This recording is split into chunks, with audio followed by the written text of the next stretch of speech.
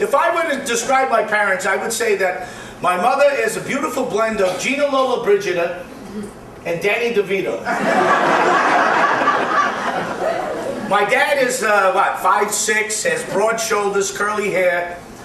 I think I got the best of both worlds from my parents. I got my dad's curly hair and my mother's testicles. My mother's Italian, so I mean, it sounds like I'm making this up, but my mother's Italian, my father's Armenian. I'm half Italian and half Armenian.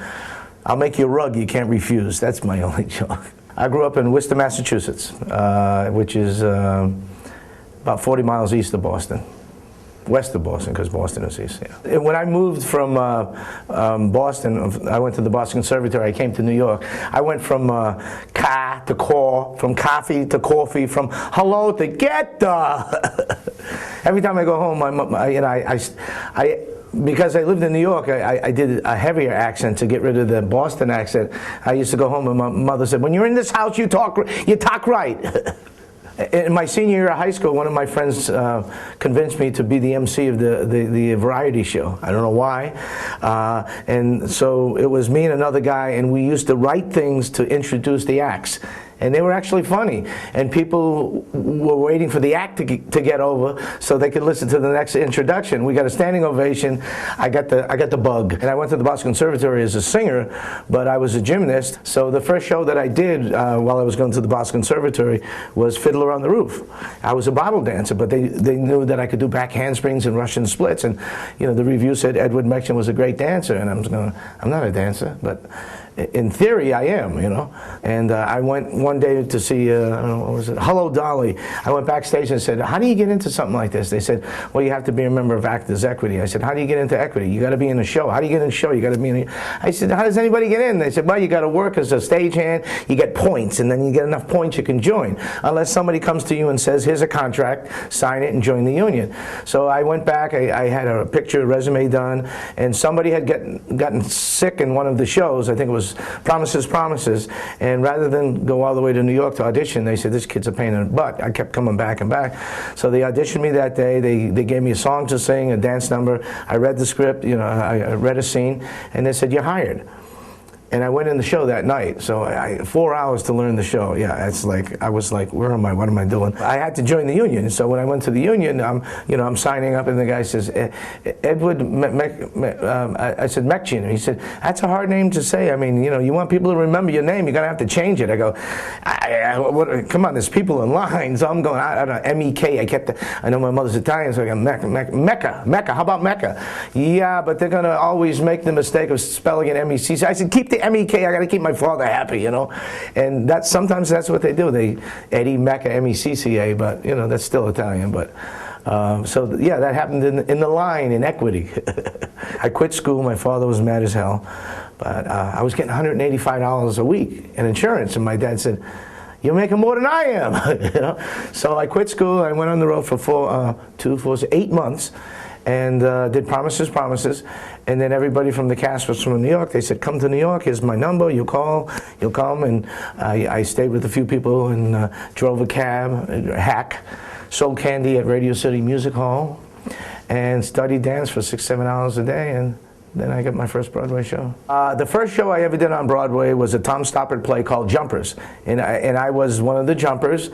I was a gymnast, I was young. One of the greatest entrances ever made on stage was, her name was Joan Byron. She played the secretary in the show. She swung from one end of the stage to the other, hanging from her teeth from a chandelier, stripping as she went along.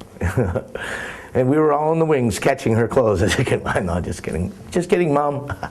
I did a Broadway show called The Lieutenant. It was about the massacre of My Lai, Vietnam, and I played Lieutenant Calley. We did it in Queens, and some producer had seen it and said, let's bring it to Broadway, but they didn't want me. They wanted a star name, but they couldn't find a star that could sing and do all that dancing, because there was no dialogue.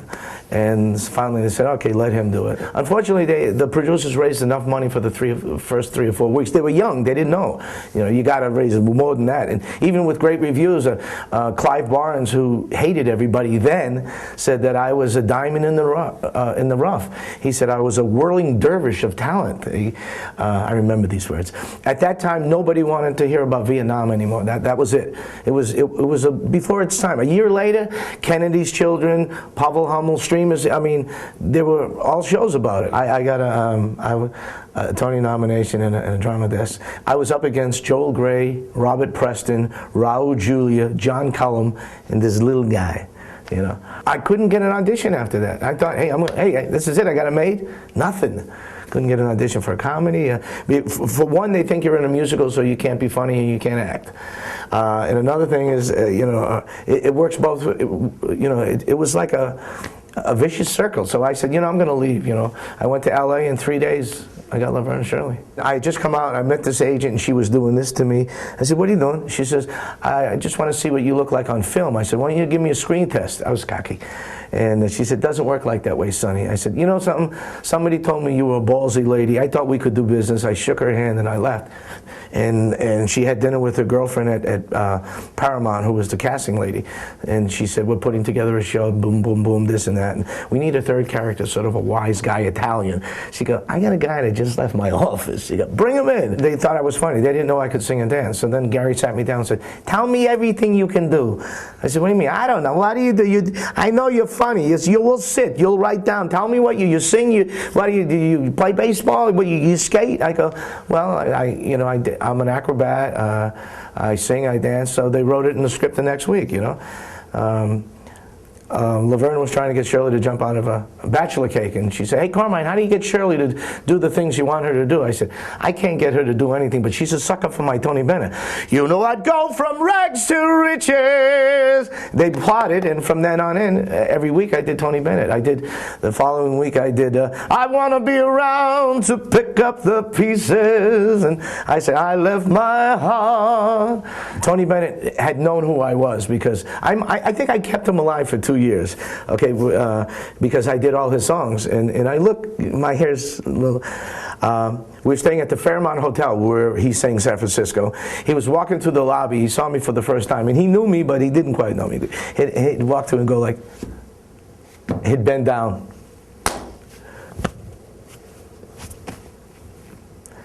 I hear you do a good Tony Bennett. I go, not as good as you. He says, that's okay, I do a lousy Eddie Mekka. He knew my name, I would pay a lot of money to have all these arrangements done. I would go on the road with bands. I wouldn't make money because I paid them, I did this.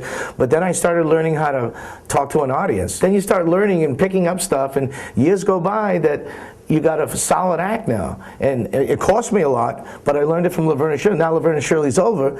If I don't have the houses and the cars that everybody else has, I got this little act that I do that's kept me alive, and I can talk about the memories of Laverne and Shirley, because that was a classic, and it was a decent, my mother said it was a decent show. I just finished doing Fiddler on the Roof with Sally Struthers up in Ogunquit, Maine, and I've been doing Fiddler for, I don't know, 17 years. You go on stage, you only got one chance to get it right, and they paid a lot of money, especially here, they pay a lot of money. You got to park, you got to eat, and if you mess up, that's tough. I don't care how many reality shows you did.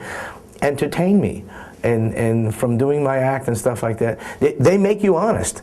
If you drop a line, you can't say, cut, let's do it again, or we'll fix it with lights or music, or we'll press that button, the laugh track, By the way, we never had a laugh track on Laverne and Shirley. We had a live audience, and we said, and by the way, we know who your kids are tonight, so laugh. No, we didn't say that. The title of the show is My Mother's Italian, My Father's Jewish, and I'm in Therapy. The reason I was coming back from Florida is because it was my mother's birthday. And I'm sitting here waiting for my therapist, Dr. Assoli. That's A-S-S-H-O-L-E. To me, that's asshole. It's just about a boy growing up, his mother's Italian, his father's Jewish.